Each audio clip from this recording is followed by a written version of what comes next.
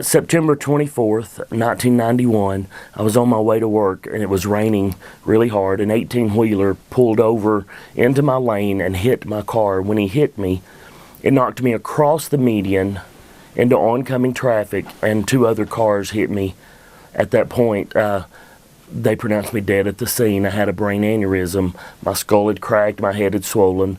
This eye here had loosened from the socket. The bone here in my face had broken, and my back in 9 places was broken. I was paralyzed just above my waist down.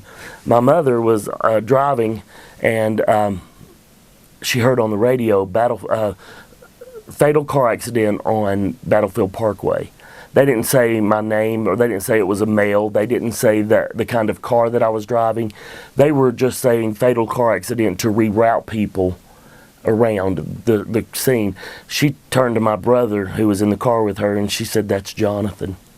She knew immediately. She turned around and she went to the hospital. I was raised, so thankful that I was raised in a household that believed in the power of prayer and that believed in the power of Jesus Christ. One of the doctors came out and put his arm around her and said, "I'm sorry, we did all that we could do." And that she wasn't taking no for an answer there.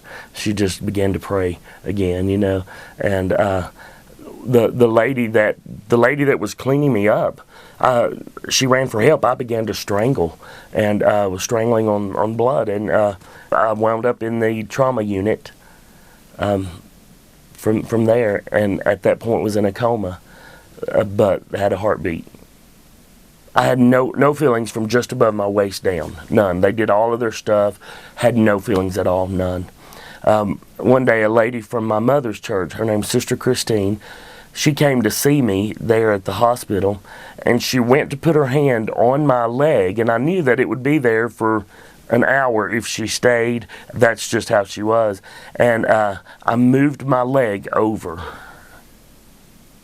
My mother said, "What just happened?" And I thought, "Oh no, why would you tell her that, kind of thing." And my mother said, "You just moved your leg." And I said, "I just moved my leg." And I moved the other one. And all of that, all of the feelings in my all of it came back. The next day I was gone.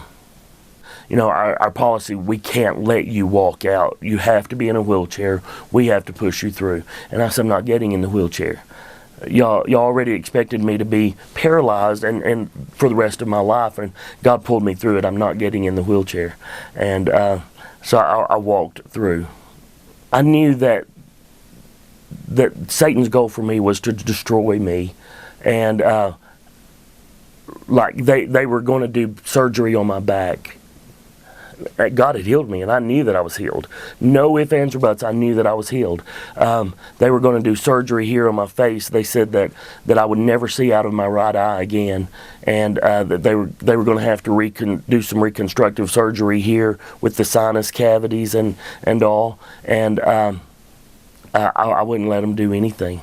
I wouldn't let them do anything. God healed me. When I got saved, how I knew that I was saved, not just because I'd asked, but how I knew is that I began to love people just everywhere.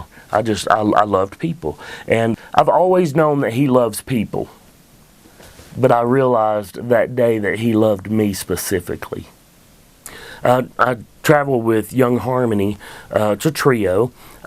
We travel nationwide, just singing, and you can count on every concert I share my testimony and remind others that no matter their circumstance, there's still hope. I've actually got a brand new CD that I wrote all the lyrics, but I co-wrote the music with some of the guys from Journey, the Journey band, and one of the guys from Hall & Oates.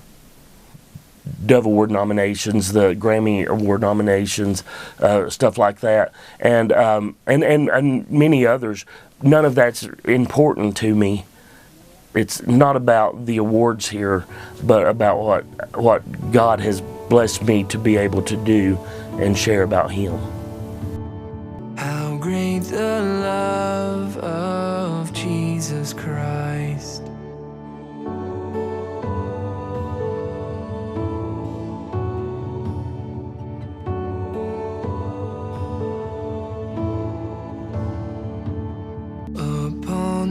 cross of Calvary, the blood was shed that pardons me.